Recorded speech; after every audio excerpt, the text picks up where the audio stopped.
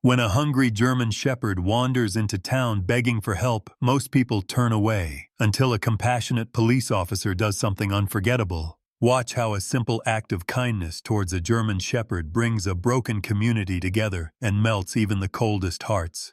If you love inspiring rescues and heartwarming German shepherd moments, this story is for you. Subscribe now for more true stories of courage, hope, and the extraordinary bond between German shepherds and their humans. The winter wind shrieked down Main Street, rattling the frosted windows of Silverbrook's fanciest restaurant, the only bright spot on a night so cold it felt like hope itself might freeze. It was 11 p.m., and outside, under the sickly yellow streetlights, Grace Miller trudged past, her boots crunching in a drift of powder. She wore her badge clipped under her coat, a habit more than a necessity, but it was the only piece of her new promotion she actually liked. 34, barely sleeping these days, eyes sharp as cut glass, Grace kept her shoulders up, jaw set, always moving like she was late for something. Inside, laughter and piano music spilled onto the sidewalk, a perfect little world she never felt a part of. But it wasn't the laughter that made her stop. It was the sight of a dog pressed against the restaurant's glowing glass. He was a big, graying German shepherd, his fur dusted white with ice, ribs like piano keys, tail curled tight against his side. His breath fogged the pain, his nose bumping it again and again, longing and exhaustion fighting in his dark, intelligent eyes. Every few seconds he'd shiver, his back legs trembling, but he never left that spot, as if the promise of warmth inside could save him. Grace stared hard in her throat, and suddenly, wham, the side door burst open. A young waiter, face pink with cold and embarrassment, stomped into the snow and waved his tray like a sword. "Get lost." "Go on, scram," he barked, shoving a bootful of icy slush toward the shepherd. The dog didn't flinch, didn't even lower his gaze. He just stood there, silent, unmoving, eyes pleading through the glass for someone, anyone, to notice. And that was when something inside Grace cracked open. In a split second, she was 13 again, standing on a dark porch, her foster father's voice slurring through the locked door. "Stay out there and learn some respect." She'd pressed her face to the window, praying for mercy. The world had offered only cold. The shepherd's eyes were her own years ago, a mirror of the same helpless, battered hope. A couple inside pointed, frowning. Someone at the bar started to stand, and the kitchen supervisor, a burly man with an apron and a scowl, barreled outside, his voice thundering across the parking lot. "I'm calling animal control if you're not gone in 2 minutes. Last warning." Grace's hands balled into fists inside her coat. She wanted to move, to help, but the years of keeping quiet weighed her down.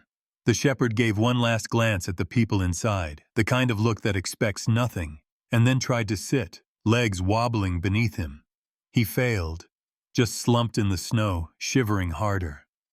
Grace blinked back tears, willing herself not to look away. Was this really going to happen again? Would she just walk past, let another soul freeze on the outside? Then, as the kitchen supervisor reached for his phone, Grace took one breath, stepped forward, and let the door slam behind her. In that blinding cold, surrounded by the storm's howl, Grace found herself not alone, but standing with a creature who refused to give up hope, even when the world had locked him out. The moment Grace stepped through the restaurant's front doors, the world seemed to stop spinning. Chatter in the elegant lobby flickered out mid-sentence. Waiters paused, guests glanced up from their cocktails, forks hanging in mid-air. A hush swept over the room, sharp and sudden as a slap. Grace could feel their eyes flickering from her badge to the dog shivering at her side. The kitchen supervisor loomed behind her, anger simmering in his voice. "Ma'am, that animal can't be here. You need to—" He reached to block her, but Grace slipped her badge from under her coat, letting the gold catch the light. Her voice was soft, but there was iron beneath it. "Silverbrook PD, I'll handle it." There it was again. The pressure, the rules, the never-ending expectation to do what's right, even when the world tells you not to. The crowd pressed in closer, curiosity mixing with irritation and something else, something softer, a flicker of concern. Atlas, the dog, Grace realized his tag must have said Atlas, though the letters were worn smooth, wobbled beside her, his massive frame trembling on legs too thin for his body. Every step seemed to cost him, but he didn't look away from Grace. Their eyes met and held. Something silent and desperate passed between them. A question. Will you fight for me? Will you stay? A teenage hostess, cheeks flushed with nerves, shifted awkwardly behind the counter. A man in a tailored suit murmured, "It's a health code thing, right?" But nobody moved to stop Grace. Not yet. The supervisor's face twisted. "Look, officer, you can't—" "Detective," Grace said quietly, correcting him out of habit. "And this dog's coming with me." She could feel the staff's uncertainty, a current running through the room. Were they waiting for her to back down? To make a scene? She could hear the distant echo of her old foster father, always causing trouble, always thinking the rules don't apply to you. She remembered Daisy, her first rescue dog, the one who'd slept across her feet on the coldest nights and once barked until the neighbors called 911, the only reason she'd survived that fire. For a second, the memory washed over her, a heat in her chest so sharp it nearly knocked her breath away. Atlas's legs buckled. Grace knelt, steadying him with a gentle hand, and felt bones where there should have been muscle. A whisper of a whine slipped from his throat. Every instinct in her screamed to protect, to do what no one had ever done for her. A group of guests shifted aside, watching, whispering. A waitress, April, her name tag read, hovered nearby, eyes wide with worry. Grace didn't have time for anyone's approval or disgust. The kitchen supervisor started again, louder this time. "You can't just—" But Grace cut him off, her tone final. "If you'd rather explain to the chief why you let a police dog freeze to death outside your restaurant, go ahead. Otherwise, he's coming in with me." That did it. People began to murmur, their irritation melting into something closer to empathy, or at least curiosity. A little boy peeked out from behind his mother's coat, his eyes locked on Atlas, silent and unblinking. Grace gathered the dog into her arms. Not easy, he was heavy, but lighter than he should have been. His body sagged against her, trusting, defeated, yet still clinging to the faintest spark of hope. She pushed past the stunned supervisor, past the judgmental stares, and carried Atlas through the lobby. As she passed the front desk, a woman in pearls whispered, "What happened to him?" Another voice snapped, "That's against policy." Someone else murmured, "He looks like a police dog." The tension twisted tighter, every set of eyes tracking Grace's every step. She found a quiet alcove near the back of the restaurant and settled Atlas gently onto a thick bath towel a busboy handed her, the boy's hands trembling with nervous energy. The heat from a nearby radiator began to seep into Atlas's fur. The dog looked up at her, exhaustion in every line of his battered body. April approached, her voice soft. "Does he have a name?" Grace shook her head, stroking the dog's side. "I think it's Atlas," she said, glancing at the battered collar. "He was outside in the snow. He's not just any stray." The room's mood shifted. Someone fetched a bowl of water. The little boy, Benji, drew closer, wordless, sitting cross-legged on the floor nearby. The kitchen supervisor hovered, still bristling, but he was no longer the loudest voice. Grace caught her breath. For the first time in years, she felt like maybe, just maybe, she'd done something right. A guest, bold with empathy, asked, "Is he okay?" Grace checked Atlas's breathing, the dog's ribs rising and falling in slow, shuddering waves. "He will be," she said, though she wasn't sure if she was telling them or herself. And as Atlas's eyes finally fluttered closed, surrendering to warmth and safety for the first time in God knows how long, Grace let herself hope, for both of them. Still, she knew the cost was coming. The rules had been broken. The whispers of the crowd were only the beginning. But as Atlas leaned into her hand, a low, contented rumble echoing in his chest, Grace promised herself, this time she wouldn't walk away. Grace sat cross-legged on the floor in the quietest back room the restaurant could offer, her coat draped over the battered German shepherd curled against a thick towel. The noise from the lobby faded to a distant hum, replaced by the soft sound of Atlas's uneven breathing. Radiator heat pulsed through the old pipes, fogging the window and warming the space with a gentle hiss. Atlas shivered uncontrollably at first, muscles twitching as if even warmth might hurt. Grace reached out, letting her hand hover over his head, uncertain. She'd always been careful, the kind of careful you learn from years of having nothing but yourself to trust. But the memory of Daisy, her childhood rescue, returned with sudden clarity. How that dog would nose her trembling hands when she cried, how she'd fallen asleep with Daisy's heart thumping against her back on nights the world felt cruel. Now, Grace let herself touch Atlas, brushing his ears with deliberate tenderness. She felt scars under his fur, the way the skin seemed to dip and rise along old wounds. A patch of hair was missing on his side, a burn scar by the look of it, angry and raw. Around his neck, his collar was battered, one end almost chewed through. But what made her breath catch was something she hadn't expected. Tattooed numbers, faded but legible, inked in the sensitive skin of his right ear. Her heart twisted. Police K9. He'd been a hero once. A soft knock interrupted her thoughts. April, the waitress, slipped in carrying a bowl of hot broth and a small plate of roast beef scraps. "For him," she whispered, setting the food down. April's hair was wild from a busy night, her eyes gentle and anxious. Grace nodded, pushing the bowl closer to Atlas. He didn't move at first, too tired, maybe too used to hunger. Then a tiny, shaking nose nudged the bowl, and he lapped at the broth with slow, tentative movements. April sat beside Grace, drawing her knees up to her chest. "My brother used to bring home strays," she said softly, "though none like him." Her eyes flicked from Atlas to Grace, searching for understanding. Grace glanced away, uneasy. She was used to solving other people's mysteries, not sharing her own. "He's not just any stray," she said. "Those numbers in his ear, he was a working dog. Somebody left him behind." April let that settle. "He trusted you," she said simply, her voice warm. "Some dogs know." Just then the door creaked open again. A woman in a wool coat hovered in the hallway, a boy hiding behind her leg.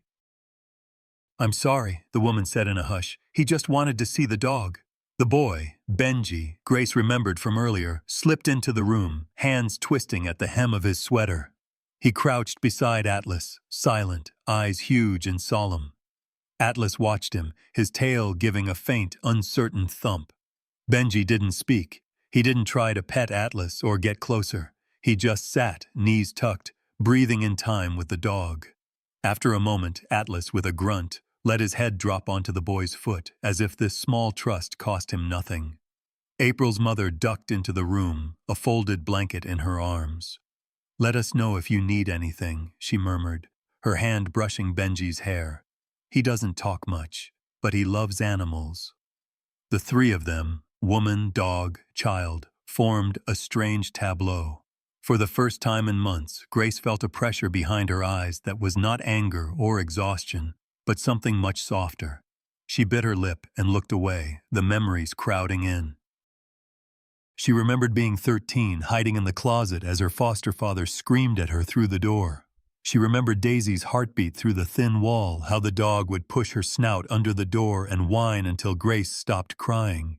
She'd sworn that year that no living thing would feel as alone as she did, not if she could help it. She blinked hard, wiping her eyes before anyone could see. April scooted closer, her voice low. "You look like someone who's seen the worst," she whispered. Grace almost laughed, but instead she shrugged. "You get used to it." April didn't press. Instead, she pulled out her phone, tapping into a local pet rescue app. "We can scan him for a microchip," she said. "Maybe someone's looking for him." She disappeared, returning a few minutes later with a battered handheld scanner. Atlas tensed as April knelt, but Grace rested her hand on his neck, steadying him. The scanner beeped. A microchip ID appeared on the tiny screen. April's eyes widened as she checked the number, then tapped furiously into her phone. A minute later, her face went pale.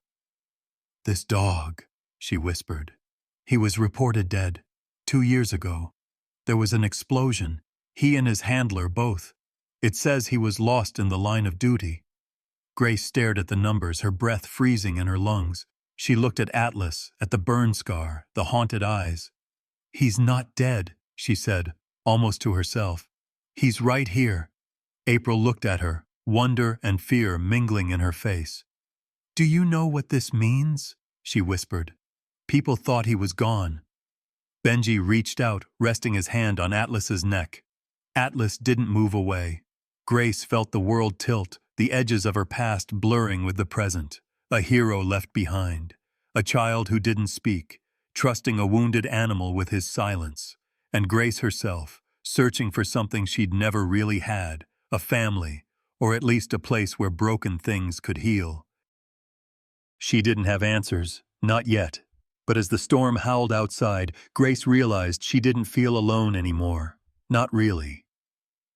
Dawn arrived quietly in Silverbrook, Colorado, snow falling in soft, lazy flakes that drifted through the streetlights and dusted every parked car. Inside the restaurant, the storm's fury had faded to a hush. The last of the dinner guests shuffled out, leaving the building quieter than it had been in years. In the back room, Grace blinked awake in a half-sitting position, her neck stiff, Atlas's heavy head across her lap. She didn't remember drifting off, but exhaustion had a way of sneaking in once adrenaline faded. The dog stirred, his breath warming the space between them. She stroked his ear, feeling the scarred skin, the steady thump of his pulse. For a moment, Grace let herself savor the quiet. No alarms, no shouts, just the gentle rhythm of a dog's trust. April appeared in the doorway, carrying a tray with 2 mugs of coffee and a paper bag. Her red hair was tied in a messy bun, her eyes still bleary with sleep. "You made it through the night," she said, voice soft but warm, and handed Grace a mug. The scent of burnt coffee was oddly comforting. Atlas lifted his head, ears pricked, and sniffed the air. Grace took a slow sip, then placed her mug on the floor. "You brought food for both of us?" "Bagels. And bacon for him." April glanced at the towel, then at Atlas's paws, curled trustingly under his chest. "He's starting to look less like a ghost." Atlas inched closer, tail thumping twice. Grace offered a piece of bacon, palm outstretched, holding her breath as the dog sniffed, then finally took it with a gentle mouth. The act was almost ceremonial. Benji, April's little brother, had returned too, entering on padded socks, his mother trailing behind. Benji hovered in the doorway, clutching a blanket. He stood perfectly still, his gaze fixed on Atlas. The dog looked back, uncertain, but didn't flinch. After a moment, Benji knelt and laid his blanket beside Atlas, settling against his side. Atlas watched him, eyes softening, and allowed Benji to rest his head against his ribs. It was a miracle, one Grace couldn't have orchestrated if she tried. April smiled, pride flashing across her face. "He only does that with animals he trusts." Grace glanced down. "He's braver than me." The door creaked, and an older man stepped in. Mr. Whitaker, one of Silverbrook's regulars. He wore a wool coat and a kind smile, his cane tapping a soft rhythm on the tile. He peered down at Atlas, his eyes shining. "Well, I'll be damned," he said softly. "That's the dog who saved my granddaughter 7 years ago. He stopped a carjacker right in front of the school." Grace's jaw tightened. "He's been through a lot since then." Mr. Whitaker lowered himself onto a chair. "You know, people say dogs remember who is kind to them. Maybe that's why he followed you." He shared the story with April and Benji, describing how Atlas had tackled the would-be thief, taking the brunt of a blow to protect a child. Benji listened, rapt, his small hand on Atlas's chest, as if he could feel every heartbeat of the old hero's story. The morning slipped by, warm and unhurried. More staff peeked in, some leaving blankets, others donating leftovers. Grace watched as Atlas sniffed each new person with cautious optimism, tail flicking with every offering. For the first time since her promotion, Grace felt herself relaxing into a community, not just as a cop, but as a person. Her phone buzzed. The local animal control dispatcher, polite but firm. Grace stepped into the hall, tension coiling in her shoulders as she listened to the woman recite policies and protocol. "Detective Miller, we have to collect the stray. He could be dangerous or diseased.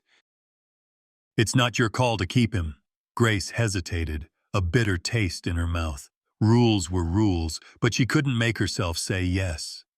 "He's not just a stray," she replied. "He's a retired K9. He deserves better than a kennel and a number." She ended the call before she could lose her nerve. April met her in the hallway, reading Grace's expression perfectly. "They want to take him?"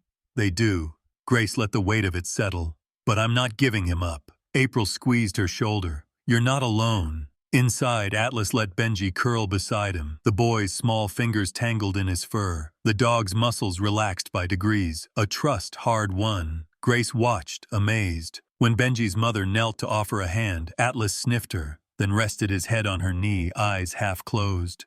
April lowered her voice. Are you going to keep him? The question hung between them.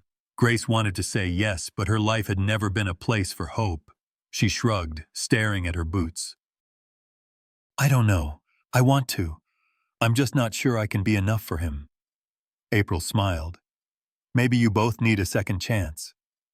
The moment was interrupted by the restaurant manager, face pinched with worry. He surveyed the scene, dog, child, blankets, old man telling stories, and shook his head. This isn't exactly by the book, he muttered. Grace braced for an argument, but then the manager sighed, glancing at April and Mr. Whitaker. Look, the staff supports you, the guests too. Just keep him in the back, all right? For now. Relief swept through the room.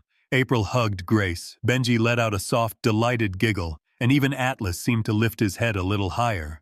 Mr. Whitaker tapped his cane, grinning. That's the spirit, son. As the snow continued to fall outside, the restaurant felt more like a refuge than a business. Grace sat down beside Atlas and Benji, feeling for the first time in a long while that she might actually belong somewhere. Atlas nudged her hand, and Grace smiled, letting herself hope that maybe, just maybe, second chances were real. The sun crawled over Silverbrook, casting blue shadows on the snowbanks that lined every curb. By mid-morning, the world outside the restaurant seemed unchanged, wind-carved drifts, the crisp silence of winter. But for Grace, everything felt different. She wasn't just a detective on the morning shift anymore. She was the unofficial guardian of a wounded hero and the thread that tied together a growing circle of hope. Yet reality crept back with every ring of her phone, each alert a cold reminder that kindness was never as simple as it seemed. Atlas had spent the night curled beside Benji, the boy's quiet presence, a comfort neither of them understood but both trusted. The news of Atlas's survival, a dog marked presumed dead, now found alive, had started spreading through staff gossip and cautious whispers among early patrons. The manager hovered in doorways, frowning at health codes and insurance policies, but the energy had shifted. It was as if Atlas's story had cracked something open in the restaurant, making space for possibility. But bureaucracy wasn't so easily swayed. At 9 a.m., Grace found herself sitting in the police station, Atlas lying at her feet, the lobby already busy with the morning's business. Officers in and out, civilians reporting lost wallets, a mechanic explaining a vandalized truck. Atlas's head stayed low, eyes wary, ears flicking at each sound. "Detective Miller," called the sergeant at the front desk. "Animal control's on the line. Again." Grace pinched the bridge of her nose. She could already feel the scrutiny, her fellow officers' eyes, the edge in their voices. Some recognized Atlas, or the type. "He's a retired K-9, right? Shouldn't he be with a handler?" Others grumbled. "Rules are rules. You can't just take in a stray." Grace tried to keep her tone steady. "Atlas is not just a stray. His microchip matches a dog presumed dead in the Harlan Avenue explosion. This is a departmental matter. I'm taking responsibility." The sergeant didn't argue, but the doubt was clear. Grace could feel it ripple through the room, the discomfort of doing the right thing when the system demanded something else. She sat beside Atlas, scratching his ears as she waited for the inevitable paperwork. Animal control called again, their tone clipped. "Detective Miller, we're sending someone to pick up the dog. If you interfere, you'll have to answer to the chief." Every word was a test. Grace felt her old instincts, the ones that told her to stay quiet, play along, don't make waves, clashing with the resolve she'd found last night. Atlas pressed his head into her leg, grounding her. Suddenly, Atlas stiffened. His whole body went rigid, nose twitching, ears high. A faint whine slipped from his throat. Grace glanced down, her own senses sharpening. Something was off. Atlas rose, surprising her with his strength, and moved to the door. Grace followed, frowning. "What is it, buddy?" Atlas's tail was high, muscles tense. He pulled at the leash, a silent urgency she'd seen before, the focus of a working dog with a job to do. He led her outside, down the front steps and across the parking lot. The cold bit at her cheeks, but Atlas barely noticed, his nose to the ground. He made for the edge of a construction site across from the station, an abandoned shell of a building, burned out and condemned after the explosion 2 years earlier. Grace paused at the chain-link fence. Atlas scratched at the gate, then squeezed through a gap in the mesh. Grace hesitated only a moment before following, boots slipping on icy concrete. Inside, the skeleton of the old building loomed, walls blackened, beams warped by fire. Atlas moved with purpose, sniffing along a broken wall, then stopping at a spot half hidden by debris. He began digging furiously, paws scraping against charred wood.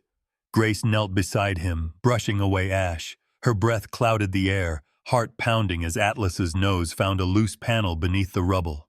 She pried it open, hands trembling. Inside, wrapped in a sooty tarp, was a metal box. Grace pulled it free, heart hammering. The box was scorched but locked. She tried the latch. It opened with a reluctant creak. Inside were old files, evidence bags, photographs, a worn police badge. A faded photo fell out. A younger Atlas, standing beside a man in uniform. The same badge number as the one on Atlas's ear tattoo. Grace swallowed hard. The paperwork told a story. Statements about the explosion, references to a missing officer, inconsistencies in the timeline. Someone had hidden all of this, buried it in the ruins. Atlas whined softly, bumping her hand. Grace ran her fingers over the evidence, her mind racing. This wasn't just about a lost dog. The cold case, the one that haunted her department, might not have been an accident after all. Atlas watched her, eyes steady. For a long moment, the only sound was the wind rattling through the broken rafters. Grace looked back at the dog who had survived fire, abandonment, and loss. She felt her own past pressing in. The nights she'd wondered if she mattered, if anything she did could make a difference. She stood, tucking the evidence close, Atlas pressed against her side. There would be more fights ahead. Animal control, skeptical officers, the bureaucracy that always punished those who cared too much. But the truth was out here, buried in the ashes, and she wasn't letting it go. She glanced down at Atlas. "We're not done, are we?" Atlas wagged his tail, the faintest promise that even in the coldest places hope could still find a way home. The abandoned construction site seemed to swallow sound, the burnt-out beams and frost-laced shadows pressing in as Grace crouched beside Atlas, her hands trembling over the battered evidence box. In the faint light of early afternoon, the scars of the explosion, blackened bricks, warped steel, loomed like the bones of a tragedy no one wanted to remember. Atlas, nose low to the ground, kept circling the area near the hidden panel. His posture changed, head high, tail out straight, every muscle quivering with an alertness that made Grace's heart stutter. She knew that look. She'd seen it in seasoned officers on the edge of a break, and in Daisy, the dog who'd once dragged her out of a burning house. It was the look of someone who smelled danger, even when the world pretended it was gone. Grace opened the evidence file, papers crinkling with age. She scanned a report with the words K9 Unit, Atlas, presumed deceased. There was a statement from Officer Mark Halloran, Atlas's handler, the man in the photograph. But Halloran's signature ended abruptly, followed by a note. Body never recovered. Explosion likely accidental, but foul play not ruled out. Her breath caught. There was a list of unaccounted evidence. A missing badge, a key fob, and a photograph. The photograph matched the one in her hand. Halloran and Atlas, both young, both trusting the camera with secrets no one else could see. Atlas whined and nudged her arm, then darted to the far end of the ruined building. Grace followed, careful of broken glass and sagging boards. Atlas nosed along a pile of bricks, then froze, hackles raised. Grace squinted into the shadows, just enough light to make out a scuffed work boot, the edge of a sleeve. She eased her hand to her badge. "Hello? Silverbrook PD. If you're hurt, say something." Silence. Grace's heart pounded. She motioned Atlas back, but the dog stood firm, gaze locked on the darkness. She recognized that stubbornness, the same will to protect, even when every instinct screamed to run. A sharp sound, a scrape of metal on concrete. Someone was there. Grace backed away, slipping the evidence box into her bag. Her mind raced. The case had never been solved. Halloran's death had been written off as a tragic accident. But now, buried evidence, a living witness, and someone hiding in the ruins. Nothing about it felt accidental. Atlas's nose twitched. He took a step forward, barking once, sharp and commanding, the voice of a dog who'd led 100 searches. Grace whispered, "Stay." But Atlas didn't listen. He pushed into the shadows, his presence filling the emptiness like a challenge. Grace heard a quick shuffle, then silence. Whoever had been there was gone. She crouched, breath fogging in the cold air. Atlas returned, sniffed her hand, then looked up at her, expectant, ready. For a moment, her own trauma surged, a wave of memories she couldn't quite drown. The night she'd lost Daisy, the months of blaming herself for every loss, the endless cycle of being left behind. But Atlas was here, breathing, watching, refusing to give up. Grace forced herself to focus. She pulled out her phone and snapped pictures of the evidence and the boot print. Her hands shook, not from cold, but from adrenaline, the certainty that she'd stumbled onto something much bigger than a forgotten dog. Atlas pressed against her, warmth and courage in every heartbeat. Grace let herself lean into that strength for a moment, just enough to breathe. She wasn't 13 anymore, powerless and silent. She was a detective, and she had a partner who refused to let the past win. She checked her messages, a warning from animal control, rumors spreading at the station, a curt voicemail from the chief. The world outside was ready to shut this down, to bury the past with paperwork and rules. But here in the wreckage, Grace felt something shift. This wasn't just about giving a dog a second chance. It was about justice for a man everyone had forgotten, and for a dog who'd survived when no one believed he could. Atlas let out a low growl. Grace spun, her flashlight catching the glint of eyes in the darkness outside, a figure retreating down the alley, bundled against the cold. Someone was watching, waiting. The real perpetrator, the one who'd left both Atlas and Halloran for dead. Grace swallowed, adrenaline making her vision sharp. She slipped her hand to Atlas's collar. "We're not alone," she whispered. Atlas's ears flicked, body tensed for action. She eased toward the door, mind racing through possibilities. Why come back now? What did the Watcher want? Revenge, silence, or something hidden among the ashes? They stepped out into the blinding white of the alley, the figure already vanished, leaving nothing but footprints in the snow. Grace snapped photos, marking the pattern, the size, details only someone desperate to escape would leave behind. Atlas's breath steamed in the morning air. Grace crouched beside him, heart pounding. "We'll find them," she promised, more to herself than to anyone else. But as she followed the footprints down the alley, a strange hope bloomed in her chest. She wasn't alone in her search. Not anymore. She had a partner with the scars to match her own, a partner who would never stop hunting for the truth. The cold bit at her cheeks, but inside, something fierce and bright burned on. By the time the sun sank behind the mountains, Silverbrook was bathed in violet twilight, snow swirling under every porch light and gathering in thick piles along Main Street. Grace felt a restless energy crackling through her veins as she paced in front of the police station, Atlas sitting at her heel, nose high, alert to every shifting wind. The discoveries from the construction site burned in her mind. The hidden evidence, the half-seen figure in the shadows, the boot prints trailing into the maze of alleys behind the town's shops. News of the cold case had started to leak, first as rumor, then as something like hope. There was a buzz in the air that Grace hadn't felt in years. She didn't have time to think about the risks. There was a murderer on the loose, the memory of a lost officer in every step she took, and a battered dog at her side who seemed determined to rewrite his own ending. Grace stood beneath the old street lamp, clipboard in hand, as townsfolk gathered. April had shown up with stacks of homemade flyers. "Have you seen this person?" Missing evidence in police case. Benji arrived, mittened and wide-eyed, holding a bundle of thumbtack signs almost as big as he was. His mother followed, her gaze cautious but proud, ready to do her part.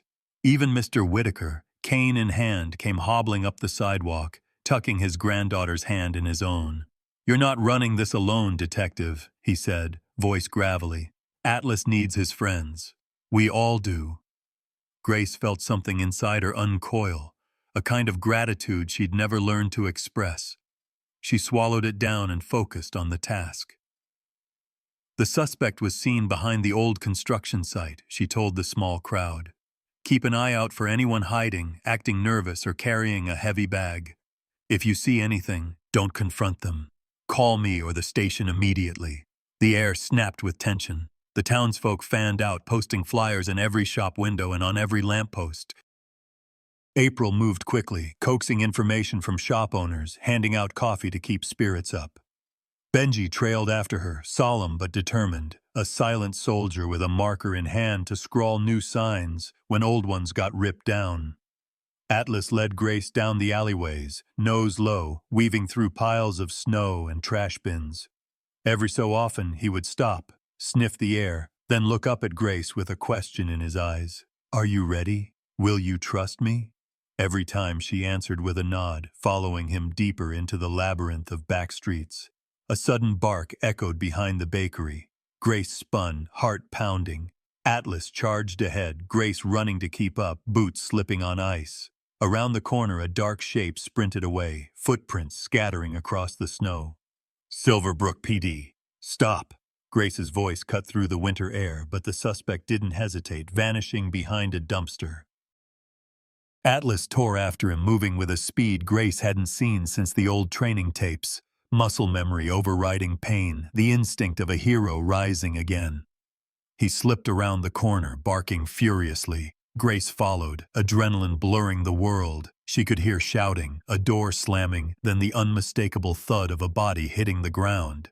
When she caught up, Atlas was standing guard over a man sprawled in the snow, face twisted with panic. The man's jacket was torn, his hands bloodied from a desperate attempt to climb the chain-link fence. He clutched a bag close to his chest, breath fogging the air in terrified gasps. April appeared, clutching Benji close. Mr. Whitaker stood at the alley mouth, phone in hand, already dialing for backup. Grace kept her voice calm but cold. "Let go of the bag. Hands where I can see them." The man hesitated, gaze flicking to Atlas, still silent, his presence a wall between the suspect and escape. With a shudder, the man dropped the bag, hands in the air. Grace picked it up, unzipped it, and pulled out a handful of evidence bags. Photos, documents, and a metal badge streaked with dried blood. The badge was identical to the one Atlas wore in his old K9 photo. The final piece. The man tried to lunge, but Atlas snapped forward, placing himself between Benji and the chaos. The child stood utterly still, trusting the dog completely. For a long second, nothing moved. Then, at last, the suspect slumped to his knees, defeated. The townsfolk circled, murmuring, their faces a tapestry of hope, fear, and awe. Grace handed the evidence to Mr. Whitaker, then cuffed the man with practiced hands. Atlas returned to Benji's side, pressing close, tail wagging just once, reassurance and protection at once. Benji reached out, wrapping his arms around Atlas's neck, whispering something only the dog could hear. The moment was quiet but seismic. A town rallying together, a broken dog proving himself whole, a frightened child safe in the arms of a new friend.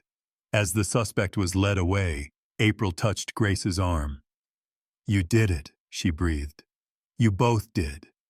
Grace managed a smile. She knelt beside Atlas, scratching his ears. "He did most of it," she whispered. She looked up at the gathered crowd. "Atlas is the reason we solved this. The real story isn't just about what was lost, but what was found, and who we chose to protect." Snow began to fall again, slow and silent. Grace felt something inside her settle, relief, gratitude, the fragile beginnings of trust. For the first time, she wasn't the only one carrying the weight of the past. Atlas stood guard over Benji, eyes bright, his purpose renewed. The chase was over, but the real journey, healing, belonging, had only just begun. Morning broke sharp and gold over Silverbrook, turning icicles to prisms and rooftops to fire. By the time Grace arrived at the police headquarters, the parking lot was packed. News vans, patrol cars, neighbors in thick jackets, all drawn by the promise of answers after 2 years of rumors.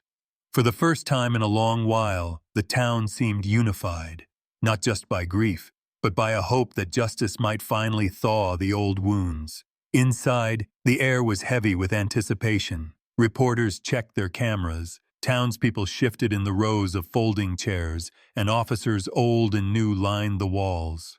Grace took a breath and pushed through the sea of eyes. Atlas at her heel, head high, his gray-flecked fur brushed out, a blue ribbon tied loosely around his neck, courtesy of Benji.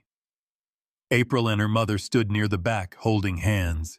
Benji sat in the front row, legs swinging above the floor, eyes glued to the dog who'd become his silent confidant. Mr. Whitaker leaned on his cane, his granddaughter pressed against his side, both faces bright with pride and relief. The police chief, Chief Owens, stood at the podium, voice grave. "Ladies and gentlemen of Silverbrook, I know you've waited for closure on the Halloran case. Detective Miller and her partner have brought us the truth." The words felt foreign to Grace. A partner. For most of her life, she'd been an island, bracing herself for betrayal or disappointment. Now, as Atlas nudged her hand with his cold nose, she realized some partnerships don't need words. Some are built on shared wounds, loyalty, and the courage to try again. She stepped to the microphone, heart thumping. 2 years ago, Officer Mark Halloran was lost in the Harlan Avenue explosion. His K-9 partner, Atlas, was presumed dead. Evidence suggested an accident, but there were always questions, missing files, unexplained gaps, and a story that never felt finished. She lifted the recovered badge.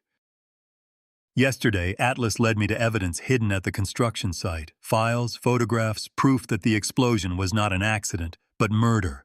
Thanks to Atlas and to this community's help, the real perpetrator was caught last night, trying to destroy what was left." The crowd murmured, a wave of shock and satisfaction passing through the room. Chief Owens gestured to the suspect, now cuffed and scowling, flanked by 2 officers. "You'll find the full story in your press packets, but let me say this.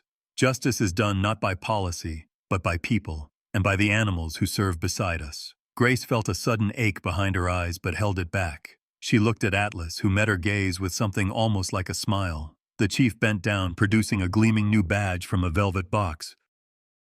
"Atlas," Chief Owens announced, his voice unsteady, "for courage, loyalty, and service beyond the call of duty, you are hereby named Honorary Deputy of Silverbrook." The applause thundered, staff, officers, even reporters on their feet. Grace unclipped her own badge, pinning the new one to Atlas's collar. The old dog's tail thumped once, then again, a steady rhythm that echoed through the crowd. Benji slipped out of his seat, racing to the front before anyone could stop him. He threw his arms around Atlas's neck, pressing his cheek to the thick fur. Atlas leaned into the hug, eyelids drooping with contentment. Grace knelt, resting a hand on Atlas's back. "We wouldn't have made it without you," she whispered, but the dog just yawned, unbothered by the attention, as if this was the natural reward for choosing hope over surrender. Chief Owens shook Grace's hand, his grip strong. "You broke the rules, Miller. Sometimes that's what justice needs." She glanced over her shoulder at April, at Benji, at the townspeople who'd carried her and Atlas through the storm. "I didn't do it alone," she said simply. April moved forward, her eyes bright. "Neither did we." As the press conference wound down, officers and townspeople crowded around Atlas, snapping photos, scratching his ears, offering him treats and praise. For a while, it felt like the dog was more legend than reality, a story everyone wanted to claim as their own. Mr. Whitaker pressed Grace's shoulder. "Sometimes, all it takes is one good soul to remind us who we are," he said softly. "You gave us that." Atlas, badge gleaming, moved through the crowd with newfound pride. For years he'd been a ghost, a shadow on the edge of town. Now he was celebrated, cherished, a living symbol of healing. But beneath the triumph, Grace sensed something more lasting. The real victory wasn't the arrest or the ceremony or even the headlines that would run for weeks. It was the quiet, stubborn belief, planted in the snowstorm, watered by risk and compassion, that Silverbrook was a place where lost souls could find their way home. As she led Atlas outside, Benji beside her, April and the townsfolk trailing behind, Grace felt the bitter weight of loneliness lighten. She wasn't a stranger anymore. Not to them, not to herself. The story of the explosion and of Atlas's survival had become the story of all of them, and for the first time since childhood, Grace allowed herself to hope that it would last. Evening settled gently over Silverbrook, the sky painted with stripes of pink and gold as the last snow of the season drifted in lazy spirals. The town felt changed, lighter, almost celebratory, though beneath the laughter at Main Street's coffee shop and the hushed conversations in the barber shop, something deeper pulsed.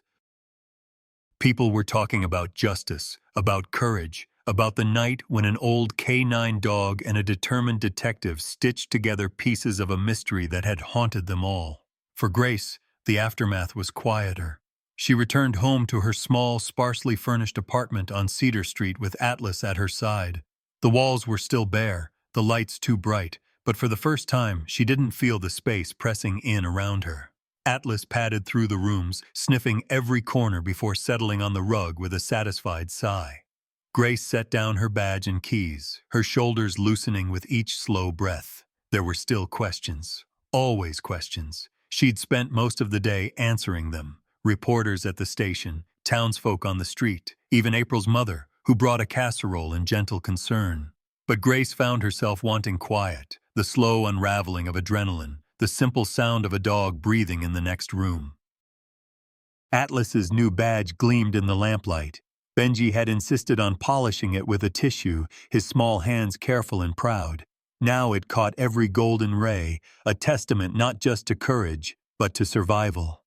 Grace changed into old sweatpants and a hoodie, her body aching with the letdown of a week spent fighting battles no one could see.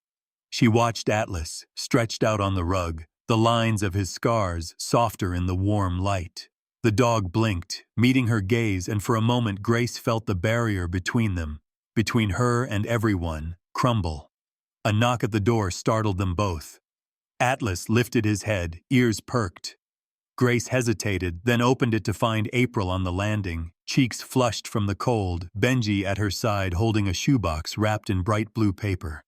"We thought you might need some company," April said with a shy smile. "And Benji wanted to give Atlas a present." Benji stepped forward, silent as ever, but his eyes were shining. He held out the box. Atlas lumbered over, sniffed it, then sat politely as Benji set it down. Inside were a new collar, a packet of treats, and, tucked under tissue paper, a faded photograph. It showed Benji, much younger, hugging a stuffed dog in the same spot where Atlas now lay. Grace's throat tightened. "You didn't have to." April shook her head. "We wanted to. You and Atlas. You gave Benji something. He sleeps through the night now. He talks more. I don't know what you did, but thank you." Benji knelt beside Atlas, who let the boy drape an arm across his back. The dog's eyes closed, a deep sigh escaping him, contentment radiating out. Grace watched, the scene filling a part of her she hadn't realized was empty. They ate casserole and leftover cake, sitting on the floor while Atlas gnawed at his treats. April recounted stories of her childhood in Silverbrook, her voice a gentle melody. The old loneliness in Grace faded with every laugh, every quiet moment shared. She told April about Daisy, the rescue dog who'd saved her all those years ago. For the first time, the words came easily, the pain receding in the light of new connection. Benji crawled into Grace's lap, surprising them both. He pressed his cheek to her shoulder, whispered, "Atlas is my friend." And for Grace, it felt like an answer to every silent prayer she'd ever sent into the dark. Night crept on. April gathered her coat, Benji sleepily protesting. "We'll come by tomorrow?" she asked. Grace nodded, unable to speak past the knot in her throat. After they left, Grace turned to Atlas, who wagged his tail, eyes shining with trust. She knelt beside him, burying her fingers in his thick fur. "You saved more than a case, old boy," she murmured. "You saved me. You saved all of us." Atlas pressed his head into her chest, his warmth grounding her. For the first time since childhood, Grace felt at home. The shadows of her past didn't vanish, but they softened, crowded out by laughter, by shared meals, by the love of a battered dog and a silent child who had learned to trust again. As she drifted off to sleep, Atlas stretched out at her feet, the steady beat of his heart promising safety. The past would always be there, but now Grace had a future too, a future built not on fear, but on second chances. And just before sleep claimed her, Grace made a silent vow. Whatever tomorrow brought, she would choose hope every single time. The last of winter melted slowly from Silverbrook, leaving behind sparkling puddles and the hopeful green tips of grass poking through thawing earth. Grace stood at the edge of Riverside Park, hands shoved in her jacket pockets, her breath curling in the dawn light. The air was crisp but gentle now, alive with birdsong, with the distant clang of a school bell, with the small signs that life, for all its brokenness, keeps moving forward. Atlas trotted beside her, his fur brushed and glossy, new collar gleaming with its honorary badge. The scars along his flank had faded, the light in his eyes steadier. Every few steps he paused to sniff, to greet a neighbor, to press his cold nose into Benji's hand as the boy and April jogged ahead. It was a day of beginnings. The department had asked Grace to speak at a community gathering, part celebration, part healing ritual for a town long haunted by loss. She'd spent years dodging crowds and hiding behind her work. But now she found herself standing on a makeshift stage, microphone trembling in her grip. The park was packed. Police officers in dress blues, townsfolk bundled in jackets, kids chasing each other around picnic tables. At the edge of it all, Atlas sat like a statue, calm and proud, Benji leaning against his side.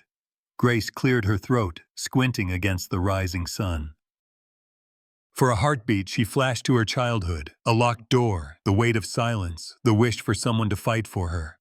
Now, looking out over the crowd, she saw faces she'd once avoided, April's quiet hope, Mr. Whitaker's steady support, Benji's wide-eyed faith. She spoke, halting at first.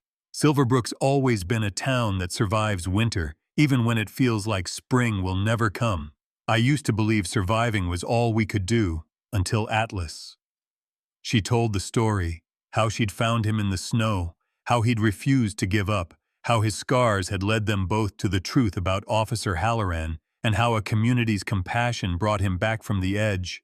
She spoke of Benji's trust, April's kindness, of the way people rallied in the night when it mattered most.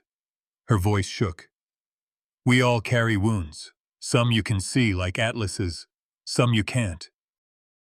But the thing about wounds is they remind us where we've been and that healing is possible if we don't close ourselves off from each other. As she finished, the crowd erupted in applause, kids running up to pet Atlas, parents wiping away tears. The police chief handed Grace a certificate, official recognition for service above and beyond. It felt heavy in her hands, not because of its weight, but for what it meant: belonging, acceptance, the end of a lonely chapter. Atlas received treats and a basket of toys. Benji knelt in the grass, head pressed to Atlas's chest. For the first time, the boy spoke loudly enough for others to hear. He's my hero. He saved me too.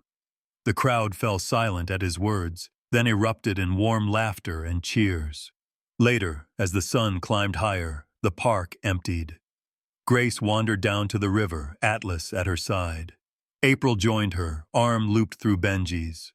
They walked together in easy silence. Grace found herself talking, not about the case, not about police work, but about dreams, about the family she never had, about the possibility of starting over. April nudged her gently. You're not alone anymore, Grace. You never were, not really. Grace let herself believe it. She glanced down at Atlas, who watched her with wise, patient eyes. Thank you, old friend, she whispered, for choosing me, for not giving up. She thought of all the moments that had brought them here, the night in the snow, the anger and doubt, the chase through icy streets, the community that had gathered around a single wounded dog. Every beat of it had been hard, uncertain, and beautiful in its way. A week later, Grace signed the adoption papers. Atlas came home for good. His presence filled every empty corner of her apartment, every silent space in her heart. Benji and April visited daily, their laughter and warmth seeping into Grace's world like sunlight through frosted glass. Winter's second chance became summer's promise. Grace learned to cook with April, to play fetch with Atlas, to listen to Benji's halting stories. She found herself looking forward to each day, to each small, ordinary miracle. Still, there were scars, both hers and Atlas's.